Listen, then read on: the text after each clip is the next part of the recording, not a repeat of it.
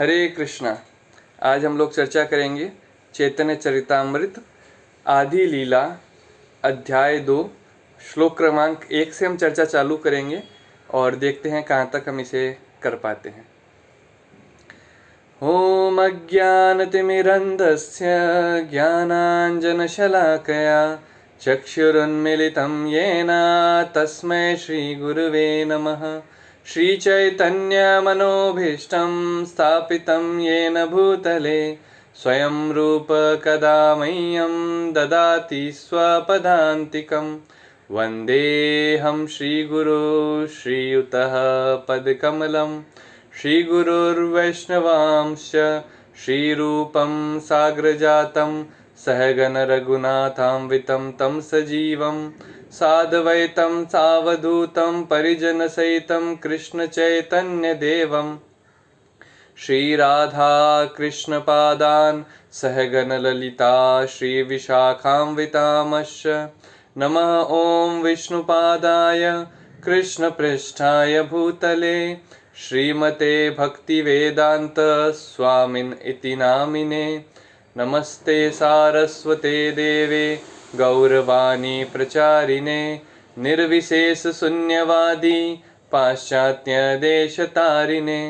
नमो महावदन्याय कृष्ण प्रेम प्रदायते कृष्णाय कृष्ण चैतन्य नामने गौरत्विसे नमः।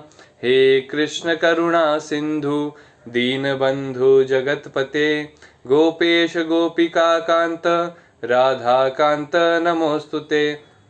तप्त कांचन गौरांगी राधे वृंदावनेश्वरी वृषभानुसुते देवी प्रणमामि हरिप्रिये।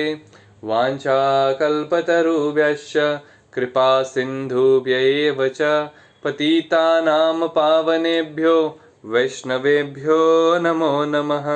जय श्री कृष्ण चैतन्य प्रभु नित्यानंद श्री अद्वैत गदाधर श्रीवासादि गौर भक्त वृंद। हरे कृष्णा कृष्णा कृष्णा हरे हरे हरे राम राम राम हरे हरे। मुखं करोति वाचालं पंगुं लंघयते गिरिं यत्कृपातमहं वन्दे श्रीगुरो दीनतारिणं। गुरुवे गौरचन्द्राय राधिकाय तदालय कृष्णाय कृष्णभक्ताय तद्भक्ताय नमो नमः। हरे कृष्णा। तो आदि लीला अध्याय 2 श्लोक क्रमांक 1 से हम पढ़ेंगे। इस अध्याय का नाम है Chaitanya Mahaprabhu, Shri Chaitanya Mahaprabhu the supreme personality of Godhead, मतलब पूर्ण पुरुषोत्तम श्री चैतन्य महाप्रभु, पूर्ण पुरुषोत्तम भगवान। श्लोक क्रमांक 1। श्री चैतन्य प्रभु वंदे बालोऽपि यद अनुगृहात् तरेणानामतः ग्राह व्याप्तं सिद्धांत सागरम।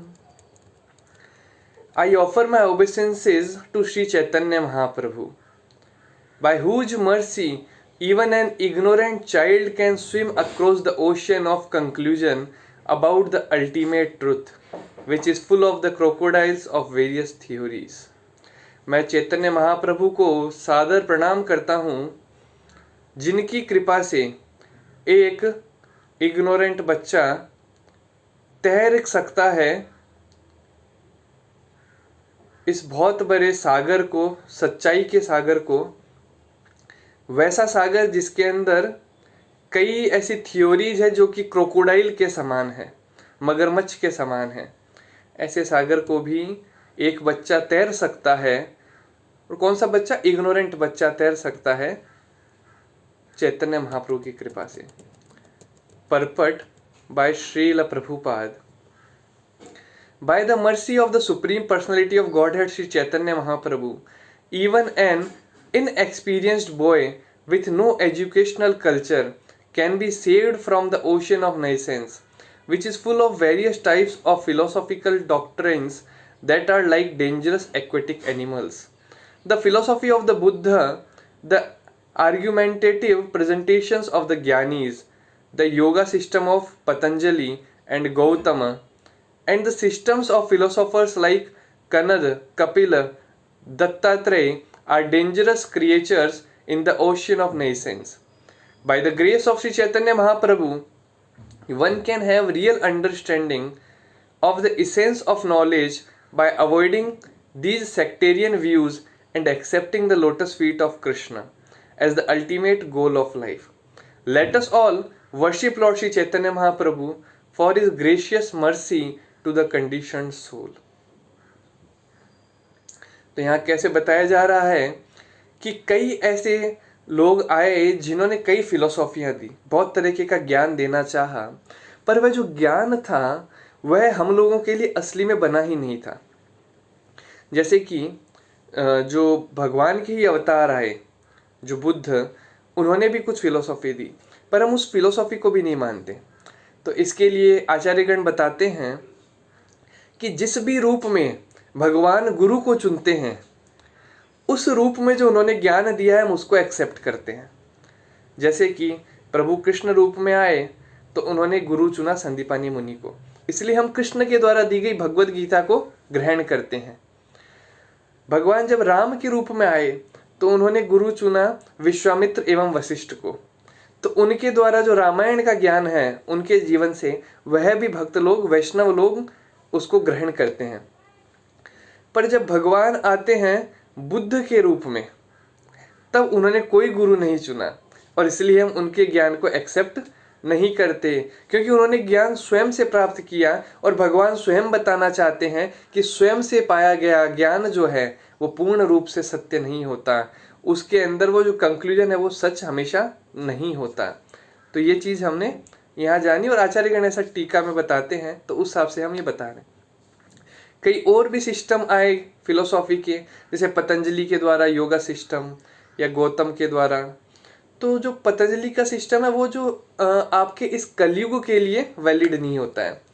हमने पहले भी एक कक्षा में देखा था, कृते यद ध्यायतो विष्णुम त्रेतायाम यजतो मखः द्वापरे परिचर्याराम कलौ तद हरि कीर्तनात्। कृते यद ध्यायतो विष्णु, तो जो आपका सबसे पहला सतयुग था उसमें ये योग जो थे, ध्यान योग या फिर जो अष्टांग योग का प्रोसेस है वो वैलिड था, पर अभी वो वैलिड नहीं है, अभी आप उसको फॉलो नहीं कर सकते। या फिर जो और कई फिलोसोफर्स आए जैसे कनद, कपिल, दत्तात्रेय, तो ये जो यहाँ पे कपिल है ये वो कपिल है जिन्होंने सांख्य फिलोसॉफी दी, पर वह कपिल नहीं है जो कि देवहूति के पुत्र थे, भगवान के ही अवतार थे। क्योंकि जो भगवान के अवतार थे उन्होंने भी सांख्य फिलोसॉफी दी, पर उन्होंने भक्ति को भी प्रमुखता दी है। और यहाँ जो है ये दूसरे मायावादी कपिल है, कन्नद, कपिल, दत्तात्रेय, उनके लिए डेंजरस क्रिएचर उन्हें बताया गया। मतलब कहते हैं ना, मायावादी भाष्य सुन ले होइले सर्वनाश। मायावादी के तो भाष्य भी अगर हम सुन लेंगे, उसकी वाणी भी सुन लेंगे, हुईले सर्वन्यास, सब कुछ खत्म हो सकता है। तो by the grace of Chaitanya Mahaprabhu one can have real understanding. और चैतन्य महाप्रभु के द्वारा क्यों रियल अंडरस्टैंडिंग आ सकती है? क्योंकि चैतन्य महाप्रभु उस परंपरा का हिस्सा बने, उस परंपरा को एस्टेब्लिश्ड करे।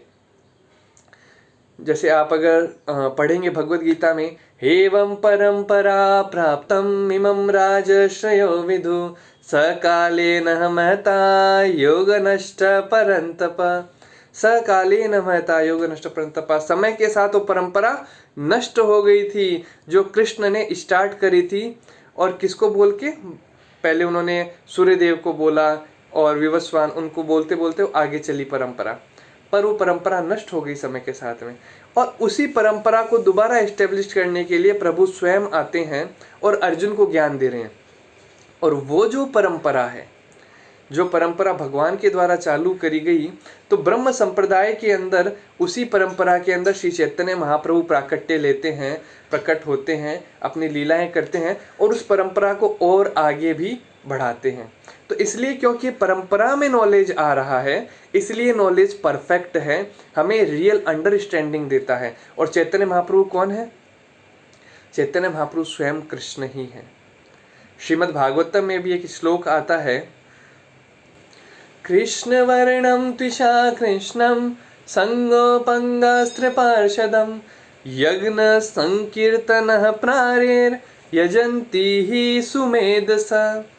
कृष्ण वर्णम त्विषा कृष्णम मतलब कृष्ण का वर्ण नहीं होगा पर वह कृष्ण ही होंगे। कृष्ण वर्णम त्विषा कृष्णम संगोपंगास्त्र पार्षदम, उनके साथ क्या होंगे, अस्त्र शस्त्र नहीं लेके आएंगे, पार्षद लेके आएंगे, अपने साथ एक टोली लेके आएंगे। यज्ञ संकीर्तन प्रारेर, और यज्ञ करेंगे। कौन सा यज्ञ करेंगे, संकीर्तन यज्ञ।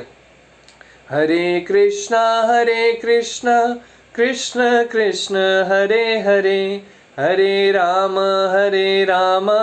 राम राम हरे हरे, इति षोडशकं नाम्नां कलिकल्मषनाशनं नाथ परन्तरोपाय सर्ववेदेषु दृश्यते। तो कौन से मंत्र का, यज्ञ संकीर्तन प्रायेर, ये संकीर्तन यज्ञ जो है वह यज्ञ करेंगे। और यजंती ही सुमेधस, मेधावी मतलब क्या होता है, बुद्धिमान, और सुमेधावी, सुमेधसा मतलब बहुत ही ज्यादा बुद्धिमान। तो कौन समझ पाएगा चैतन्य महाप्रभु की इन लीलाओं को, यजंती ही सुमेधस, जो लोग बहुत ही ज्यादा बुद्धिमान हैं वही लोग इसको समझ पाएंगे। तो आप लोग ये जो आज क्लास सुन रहे हैं, आप लोग बहुत ही बुद्धिमान हैं, क्योंकि आप लोगों ने चैतन्य महाप्रभु को एक्सेप्ट किया है, उनकी फिलोसॉफी को एक्सेप्ट किया है, क्योंकि उससे बुद्धिमान लोग ही इसको एक्सेप्ट कर पाएंगे।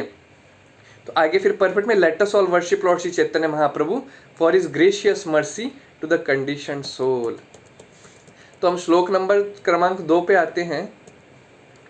कृष्णोत्कीर्तन गान नर्तन कला पाथो जनी भ्राजिता, शद्भक्तावली हंस चक्र मधु पाशेनि विहारस्पदम, कर्णानंदी कला ध्वनिर्वहतु मे जीवमारु प्रणंगने, श्री चैतन्य दया निधे तव लसाल लीला सुधा स्वर धुनी। इसका ट्रांसलेशन है, oh my merciful Lord Chaitanya, may the nectarian Ganges water of your transcendental activities flow on the surface of my desert-like tongue. Beautifying these waters are the lotus flowers of singing, dancing, and loud chanting of Krishna's holy name, which are the pleasure abodes of unalloyed devotees. These devotees are compared to swans, ducks, and bees.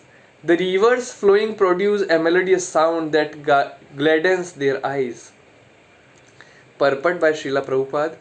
Our tongue always engages in vibrating useless sounds that do not help us realize transcendental peace. ये बहुत ही important line यहाँ लिखी है प्रभुपाद जी ने, क्योंकि जो प्रजल्प है वो भक्तों के जीवन में बहुत ज़्यादा अभी एंट्री लेने लग गया है। प्रजल्प ऐसा ही नहीं है कि प्रजल्प मतलब हम कुछ भी बोल रहे हैं वह प्रजल्प हो गया बिना भक्ति के, वही प्रजल्प नहीं होता है। प्रजल्प में और भी बहुत सारी चीज़ें आती है, जैसे कि आजकल जब करते समय अगर हम मोबाइल फ़ोन का इस्तेमाल कर रहे हैं वो भी प्रजल्प का हिस्सा है। अगर हम दिन भर मोबाइल में बहुत सारे ये शॉर्ट वीडियोस जो आते हैं, रील्स वगैरह देखते हैं, तो ये भी प्रजल्प का हिस्सा है, क्योंकि जो हम श्रृणवंती, जो हम सुनेंगे वही हम गायंती, वही हम बोलेंगे, और उसी से प्रजल्प होगा। जितना भी हम सुनेंगे, मंथन करेंगे, श्रवणम कीर्तनम विष्णु स्मरणम पाद सेवनम अर्चनम वंदनम दास्यम साख्यम आत्मनिवेदनम इति पुंसार्पिता विष्णु भक्तिश्च नवलक्षणा। तो ये जो 9 लक्षण बताए गए, जितना हम इन्हें करेंगे उतना हम प्रजल्प से दूर होंगे, और जितना हम इन प्रजल्पों में घुसेंगे उतना हम इन भक्ति के 9 लक्षणों से दूर होंगे। ये बहुत इंपॉर्टेंट है। कहते हैं ना, जैसा खाए अन्न वैसा हो जाए मन, तो वही है। अन्न मतलब हम सिर्फ मुंह से खा रहे हैं वो नहीं, हम जो कर्ण से भी खा रहे हैं वह भी हमारे मन को दूषित करता है। तो our tongue always engage in vibrating useless sounds that do not help us realize transcendental peace. The tongue is compared to a desert because a desert need a constant supply of refreshing water to make it fertile and fruitful. तो हमारी जो जिह्वा है वो इतनी ज़्यादा कड़वी हो चुकी है इन कर्मी जीवन की कड़वाहटों को बोल के कि इसे रेगिस्तान से कंपेयर किया गया है। और रेगिस्तान में जिस तरह बहुत ज़्यादा पानी डालना पड़ता है ताकि वहाँ पे जो ज़मीन है वो उपजाऊ हो सके, उसी तरह कांस्टेंट हमें भी हरि नाम लेना चाहिए। हरे नाम हरे नामेव केवलम कलौ नास्तेव नास्तेव नास्तेव गतिरन्यथा। कलयुग में हरि नाम के अलावा there is no other option, no other option, no other option, है ना। नो अदर वे, कोई और दूसरा रास्ता नहीं है। हरेर नाम हरेर नाम हरेर नाम, सिर्फ हरि का नाम ही एक ऑप्शन है। कलौ नास्तेव नास्तेव नास्तेव, no other way, no other way, no other way. Water is the substance most needed in the desert. अगर आप देखेंगे रेगिस्तान में इतना सूखा रहता है कि पानी वहाँ बहुत इंपॉर्टेंट है। The transient pleasure derived from the mundane topics of art, culture, politics, sociology, dry philosophy, poetry, and so on is compared to a mere drop of water, because although such topics have a qualitative feature of transcendental pleasure, they are saturated with the modes of material nature. Therefore, neither collectively nor individually can they satisfy the vast requirement of the desert-like tongue. Despite crying in various conferences, therefore, the desert-like tongue continues to be parched. For this person, people from all parts of the world must call for the devotees of Lord Chaitanya Mahaprabhu, who are compared to swans swimming around the beautiful lotus feet of Sri Chaitanya Mahaprabhu, or bees humming around his lotus feet in transcendental pleasure, searching for honey. The dryness of material happiness cannot be moistened by so-called philosophers who cry for Brahman, liberation, and similar dry speculative objects. The urge of the soul proper is different. The soul can be solaced only by the mercy of Lord Sri Chaitanya Mahaprabhu and his many bona fide devotees who never leave the lotus feet of the Lord, who becomes imitation Mahaprabhus, but all cling to his lotus feet like bees that never leave a honey soaked lotus flower. बहुत ही प्यारी बात लिखी हुई है कि अगर हमारी इस सूखे हुए रेगिस्तान जैसे हृदय को अगर हम बदलना चाहते हैं, इसको फिर हरा भरा करना चाहते हैं, तो हमें चैतन्य महाप्रभु की शरण लेनी पड़ेगी, या फिर उन भक्तों की शरण लेनी पड़ेगी जो चैतन्य महाप्रभु के चरण कमलों की शरण लेके बैठे हैं। क्योंकि वह भक्त लोग एक स्वान के प्रति है, या फिर एक बम्बल बी, हनी बी के प्रति है, जो कहीं भी नेक्टर को खोज लेती है, कहीं भी फूलों में अमृत को खोज लेती है। उसी तरह भगवान के भक्त भी ऐसे हैं, जहाँ जाते हैं वहाँ अमृत ही अमृत हो जाता है। और अगर हम फालतू की जो फिलोसॉफियाँ घूम रही है, जो कि ब्राह्मण का या लिबरेशन के बारे में बता रही है, हम उन फिलोसॉफी की तरफ जाएंगे तो हम कुछ भी अपने जीवन में अचीव नहीं कर पाएंगे और वैसे ही तड़पते तड़पते रह जाएंगे। आगे पढ़ते हैं। Lord Chaitanya's movement of Krishna consciousness is full of dancing and singing about the pastime of Lord Krishna. कितना प्यारा मूवमेंट है हमारा चैतन्य महाप्रभु का जो मूवमेंट है कृष्णा कॉन्शियसनेस का, क्या है? Full of dancing and singing, भगवान के भजन गाने का, भगवान के कीर्तन गाने का और भगवान की खुशी के लिए प्रेम उन्माद में नृत्य करने का ये पूरा मूवमेंट है। It is compared here into the pure water of the Ganga which are full of lotus flower. ये कंपेयर किससे किया गया, इसकी तुलना करी गई है गंगा के जल से जिसमें बहुत सारे कमल के पुष्प खिले हुए हैं। The enjoyers of these lotus flowers are the pure devotees who are like the bees and the swan. और इनको एंजॉय कौन करता है इन फूलों को? जो बम्बल बी होती है या फिर जो स्वान होते हैं। और वो कौन है? वो भगवान के शुद्ध भक्त हैं। They chant like the flowing of the Ganga, the river of the celestial kingdom. The author desires such sweetly flowing waves to cover his tongue. He humbly compares himself to the materialistic persons who always engage in dry talk from which they derive no satisfaction. If they were to use their dry tongues to chant the holy name of the Lord, Hare Krishna, Krishna Krishna, Hare Hare, Hare Rama, Ram Ram, Hare Hare, as exemplified by the Lord Chaitanya, they would taste a sweet nectar and enjoy life. अगर हम सिर्फ हरे कृष्ण मंत्र को अपने जीवन में धारण कर लें और हर दिन 16 माला का जप करें, तो हम भी वही स्वीट नेक्टर को अपने जीवन में प्राप्त कर पाएंगे। जब भी प्रभुपाद जी ऐसी बात लिखते हैं तो कई भक्तों को एक संशय मन में आता है कि क्या सही में हरे कृष्ण मंत्र जप करने से ऐसा होता है? मुझे तो जप करते करते सालों बीतते चले गए, मैंने 2 साल 4 साल 10 साल 15 साल 20 साल 25 साल से जप कर रहा हूँ, पर वो स्वाद क्यों नहीं आ रहा, मैं हरिनाम में रुचि क्यों नहीं ले पा रहा? तो भक्तों, इसमें एक कमी रह जाती है। हम लोग हरिनाम में रुचि ले पाएंगे, हम भी प्रेम उन्माद में नृत्य कर पाएंगे, पर एक जो मिस्टेक हो जाती है वो मिस्टेक ये होती है कि हम जप के साथ में अपराध भी करते हैं। और जब हम जप के साथ में अपराध करेंगे तो वो जो जप है हमें पूर्ण शुद्धि प्रदान नहीं करेगा, है ना। इसलिए हमें वो चीज़ बहुत ही ध्यान रखनी है कि हम अपराधों से बच के रहें, भक्तों के प्रति अपराध ना करें। अगले श्लोक पे जाते हैं। जय जय श्री चैतन्य जय नित्यानंद, जय अद्वैत चंद्र जय गौर भक्त वृंदा। जय जय श्री चैतन्य जय नित्यानंद, जय अद्वैत चंद्र जय गौर भक्त वृंदा। All glories to Lord Sri Chaitanya Mahaprabhu and Lord Sri Nityananda. All glories to Advaita Chandra and all glories to devotees of Lord Gauranga.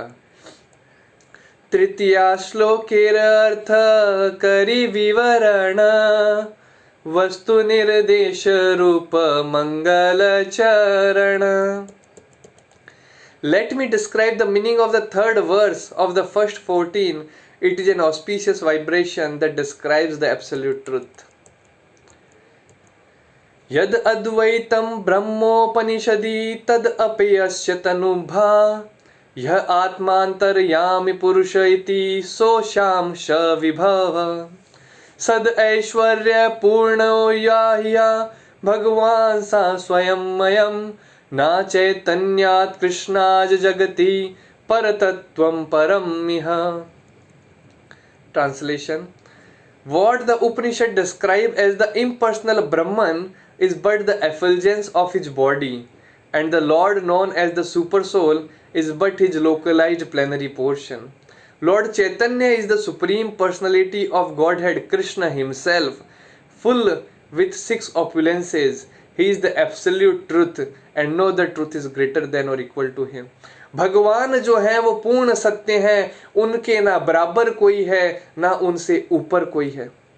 और जो उपनिषद जिस इम्पर्सनल ब्रह्मन के बारे में बोलते हैं, वो इम्पर्सनल ब्रह्मन कौन है? वो भगवान के शरीर का एक तेज है। भगवान के शरीर का जो तेज है वही वह ब्रह्म ज्योति है। The lord known as the super soul, भगवान ही परमात्मा के रूप में जाने जाते हैं और भगवान ही इस सृष्टि के चालक हैं। और ये जो चैतन्य महाप्रभु हैं ये और कोई नहीं, यह स्वयं कृष्ण ही है। देखते हैं परपट में प्रभुपाद जी क्या बता रहे हैं। The compiler of the Upanishad speak very highly of the impersonal Brahman. The Upanishad which are considered the most elevated portion of the Vedic literatures are meant for person who desire to get free from material association and who therefore approach a bona fide spiritual master for enlightenment. तो उपनिषद जो है वो impersonal ब्रह्मन के बारे में बहुत कुछ बताते हैं, बहुत ही ज़्यादा बताते हैं। और कहा जाता है कि वेदों में सबसे श्रेष्ठ में क्या आते हैं? उपनिषद आते हैं। और उपनिषद किन लोगों के लिए है? उन लोगों के लिए है जो इस कर्मी जीवन के अंदर जो बंधे हुए हैं, फंसे हुए और इससे बाहर निकलना चाहते हैं और एक भगवान के शुद्ध भक्त को अप्रोच करते हैं, गुरु को अप्रोच करते हैं और अपने जीवन में भक्ति प्राप्त करने की इच्छुक होते हैं। जो उप कहा गया है, उप का मतलब होता है हर एक को ज्ञान प्राप्त करना चाहिए एक गुरु के द्वारा। यह उप indicates that one must receive knowledge about the absolute truth from a spiritual master, है ना। One who has faith in the spiritual master actually receive transcendental instruction. ये बहुत ही इंपॉर्टेंट, बहुत ही महत्वपूर्ण बात कही गई है। गुरु चुनना आजकल एक बिजनेस हो गया है। गुरु चुनने के बाद में उस गुरु को पालन करना भी बहुत जरूरी है। दीक्षा काले शिष्य करे आत्मसमर्पण, दीक्षा लेते समय शिष्य जो है वो आत्मसमर्पण करें, गुरु के आदेशों को पालन करें और उसके जीवन का जो उद्देश्य है वो सिर्फ अब गुरु की सेवा ही हो जाता है। जब ऐसा कोई भक्त होता है जो अपने गुरु के प्रति पूरा आश्रित हो गया है, गुरु की सेवाओं में ही अपना जीवन प्रकट है उसका, तो उसको उपनिषद का जो असली ज्ञान है वह प्रकट हो पाता है, अन्यथा उपनिषद का ज्ञान प्रकट नहीं हो पाता। देखिए, ग्रामर कोई भी सीख सकता है, संस्कृत कोई भी सीख सकता है, पर दिव्य ज्ञान हृदय प्रकाशितो, जो दिव्य ज्ञान है उपनिषद का या शास्त्रों का, वो हृदय में प्रकाशित किया जाता है। किसके द्वारा? गुरु के द्वारा। और वो कब होगा? जब हम गुरु के चरण कदमों में अपने जीवन को अर्पण करेंगे, उनके बताए हुए इंस्ट्रक्शंस को अपने जीवन में फॉलो करेंगे। Knowledge of the transcendental sign of the Upanishad can free one from the entanglement of existence in the material world.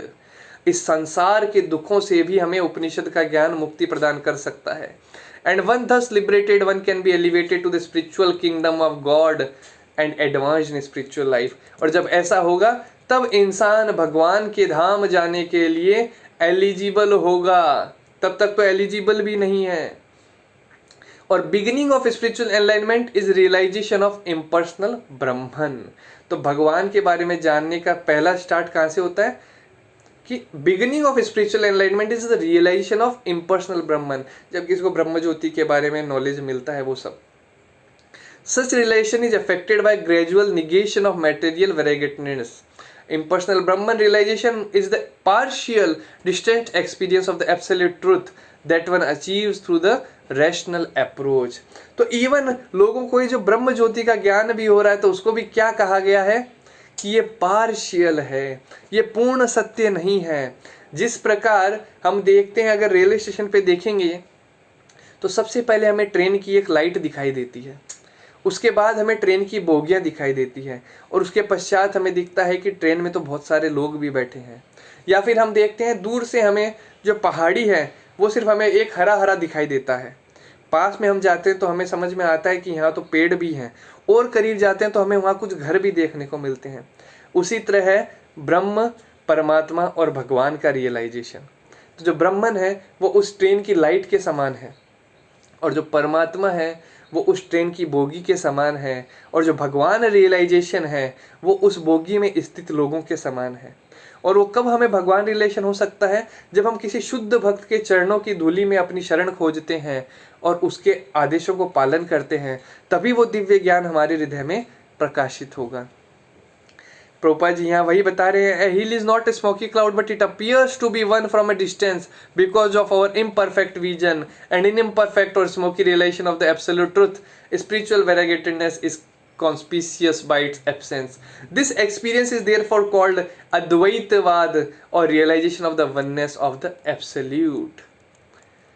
आगे प्रभुपाद जी लिखते हैं कि impersonal growing effulgence of Brahman consists only of the personal body rays of Supreme Godhead Shri Krishna.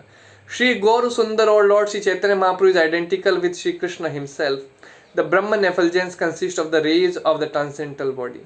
तो ये जो हम ब्रह्म ज्योति का हमेशा सुनते रहते हैं, ब्रह्म सत्य जगत मिथ्या, ये सब ब्रह्मन ये है क्या? ये भगवान के शरीर से निकलने वाली एक रोशनी है या भगवान का तेज ही है। इसी प्रकार जो सुपर सोल जो कि आत्मा है या फिर परमात्मा है, सुपर सोल जो कि परमात्मा है, आत्मा के करीब रहती है, वह भी प्लेनरी रिप्रेजेंटेशन है, चैतन्य महाप्रभु का ही छोटा उसको रिप्रेजेंटेशन करता है। द अंतर्यामी, जो अंतर्यामी लोग होते हैं, the antaryami the super soul in everyone's heart is the controller of all living entity. This is confirmed in the Bhagavad Gita wherein lord Krishna says सर्वस्य चाहम हृदि सन्निविष्ट मत्तस्मृतिर्ज्ञानम अपोहनम च। भगवान कहते हैं कि मैं सबके हृदय में हूँ। भगवद गीता के 5.29 श्लोक में भगवान कहते हैं भोक्ता राम यज्ञ तपसाम सर्वलोक महेश्वरम। यहाँ भगवान बता रहे हैं कैसे ही वह हर चीज के प्रोपराइटर, एंजॉयर, कंट्रोलर हैं। भोक्ता राम, सभी के भोक्ता वही हैं। और इसी तरह ब्रह्म संहिता के अंदर भी भगवान बताते हैं अंधांतरस्थ परमाणु छयांत्रहिस्थम गोविंदमादि पुरुषम तमहम भजामि। लॉर्ड इज प्रेजेंट एवरीवेयर, भगवान हर जगह है। अंधांतरस्थ परमाणु, हम कहते हैं ना विष्णु मतलब क्या, जो हर एक कण कण में विद्यमान है। उसी तरह भगवान जो है हर एक कण कण में विद्यमान है, हर एटम में विद्यमान है। आगे परपट में लिखा है furthermore lord Chaitanya is also the master of all wealth, strength, fame, beauty, knowledge and the renunciation, because he Shri Krishna himself he is described as Purna or complete. In the feature of Lord Chaitanya, the Lord is an ideal renouncier, just as Sri Ram was an ideal king. Lord Chaitanya accepted the order of sannyas and exemplified exceedingly wonderful principles in his own life. No one can compare to him in the order of sannyas. Although in Kali Yuga acceptance of the sannyas order is generally forbidden, Lord Chaitanya accepted it because he is complete in renunciation. Others cannot imitate him, but can only follow in his footsteps as far as possible. Those who are unfit for this order of life are strictly forbidden by the injunction of Shastras to accept it. Lord Chaitanya, however, is complete in renunciation as well as all other opulences. He is therefore the highest principle of the absolute truth. बहुत ही प्यारी बात यहाँ चैतन्य महाप्रभु के बारे में प्रभुपाद जी बता रहे हैं कि जैसे हम बताते हैं भगवान, भग मतलब जिसमें 6 के 6 ओपुलेंस है। पराशर मुनि बताते हैं जिसके पास में वेल्थ हो, स्ट्रेंथ हो, फेम हो, ब्यूटी हो, नॉलेज हो, रिनंशिएशन, इन 6 के 6 ओपुलेंस जिसमें पूर्ण रूप से समाये हुए हैं, उसे एक भगवान कहा जाता है। और जो चैतन्य महाप्रभु हैं स्वयं कृष्ण है, स्वयं भगवान है, तो इनमें भी 6 के 6 ये ओपुलेंसेस दिखते हैं। और जो सबसे ज्यादा देखने को मिलता है वह है वैराग्य। वैराग्य उनके अंदर कूट कूट के भरा हुआ है। और बताया गया कि कलयुग के अंदर सन्यास वर्जित है, कलयुग में सन्यास वर्जित है, पर फिर भी चैतन्य महाप्रभु ने सन्यास एक्सेप्ट किया क्योंकि वो वैराग्य प्रदायता भी हैं, वह वैराग्य उनमें कूट कूट के भरा भी है। इसलिए अगर किसी को वैराग्य धर्म का पालन भी करना है तो उसको चैतन्य महाप्रभु को पालन ही करना पड़ेगा, वरना वो उस धर्म को भी पालन अच्छे से नहीं कर पाएगा। आगे हम और पढ़ते हैं परपट में। By an analytical study of the Lord, of the truth of Lord Chaitanya, one will find that he is not different from the Supreme Personality of Godhead Krishna. No one is greatest than or even equal to him. In the Bhagavad Gita तो पहले लिखा है कि बहुत ज़्यादा study करने के बाद आपको समझ में आएगा कि भगवान जो चैतन्य महाप्रभु हैं वह स्वयं कृष्ण ही है। जैसे कि हमने एक जो श्लोक बताया था कृष्ण वर्णम तुषार कृष्णम, तो वह भी श्रीमद् भागवतम का श्लोक है जो कि बताता है कैसे कृष्ण जो है वह चैतन्य महाप्रभु के रूप में प्रकट होंगे। भगवद गीता के 7.7 में बताया गया है मत्त परतरम नान्यत किंचिदस्ति धनंजय। O conqueror of wealth Arjuna, no truth superior to me. भगवान कहते हैं कि कोई भी सत्य नहीं है ऐसा जो मेरे से ऊपर हो। Thus it is here confirmed that there is no truth higher than Lord Shri Krishna Chaitanya. इसलिए भगवान चैतन्य महाप्रभु के ऊपर कोई सत्य नहीं है, सबसे बड़ा सत्य वही है। Impersonal Brahman is the goal of those who cultivate the study of books of transcendental knowledge, and the super soul is the goal of those who perform the yoga practice. तो बहुत ज़्यादा ज्ञान लेते रहते हैं, बहुत सारी किताबों का अध्ययन पढ़ेंगे, संस्कृत के स्कॉलर बढ़ जाएंगे और ज्ञान प्रणाली के द्वारा भगवान को जानना चाहेंगे। उनका गोल होता है इम्पर्सनल ब्रह्मन, ब्रह्म ज्योति तक पहुँचना। और जो योग के द्वारा जानना चाहते हैं वो तो बस परमात्मा को ही जानना चाहते हैं, उसके ऊपर वो नहीं जान पाते। पर one who knows the supreme personality of godhead surpasses realization of both Brahman and Paramatma, because Bhagavan is the ultimate platform of absolute knowledge. तो जो अगर परमात्मा और जो अगर ब्रह्मन के इस संबंध से भी ऊपर जाना चाहता है और भगवान के संबंध को जानना चाहता है तो वही एक्चुअल ज्ञानी है, वही एक्चुअल योगी है। और क्योंकि वह भक्त है तो उसमें बाकी सब कुछ समाहित है और वह भगवान की भक्ति करके ही सब कुछ प्राप्त कर सकता है। जो भगवान है वह सच्चित आनंद है। ईश्वरः परमः कृष्ण सच्चिदानंद विग्रह अनाधिर आधिर गोविंदा सर्व कारण कारण।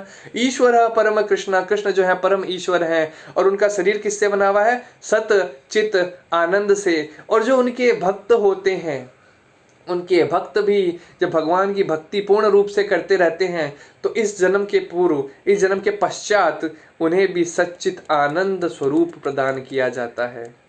द वर्स ऑफ चैतन्य चरितामृत, ये जो कृष्णदास कविराज गोस्वामी ये वर्ष कह रहे हैं, ये श्लोक कह रहे हैं, वो बता रहे हैं कि तत्व संदर्भ में भी ये श्लोक कंफर्म किया गया श्री जीव गोस्वामी से।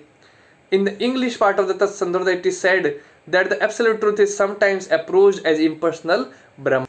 Impersonal Brahman, तो impersonal Brahman के रूप में भी ये कई बार अप्रोच किए जाते हैं, जो कि स्पिरिचुअल ही है, only partial representation of absolute truth.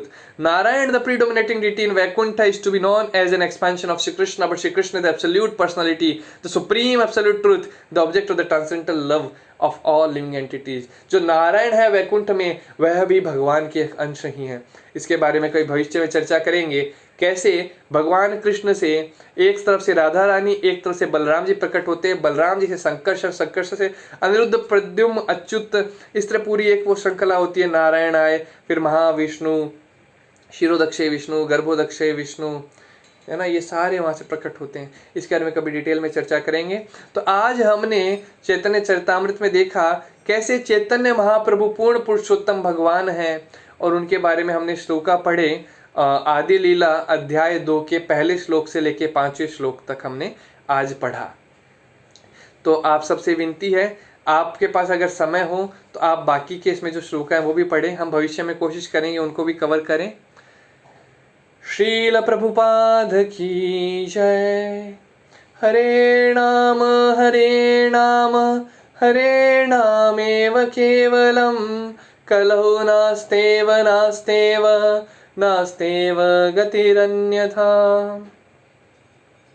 Hare Krishna.